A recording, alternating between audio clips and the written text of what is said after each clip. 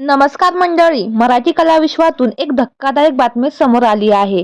एका प्रसिद्ध कलाकाराने काम मिळत नसल्याने आत्महत्या केली आहे. तर कोण आहे तो अभिनेता आणि काय आहे संपूर्ण माहिती जाणून घेऊ. तत्पूर्वी आपल्या सफर ताऱ्यांची या यूट्यूब चॅनेलला अजून तरी सबस्क्राईब केलं नसेल तर नक्की करा, जेणेकरून मनोरंजन विश्वातील अशाच ताज्या घडामोडी सगळ्यात आधी तुमच्यापर्यंत पोहोचतील.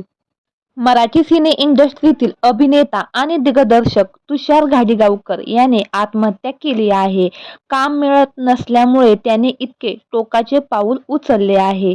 चला हवा येऊ द्या. फेम अभिनेता अंकुर वाढवे याने त्यांच्या निधनाची बातमी सोशल मीडियावर शेअर केली आहे.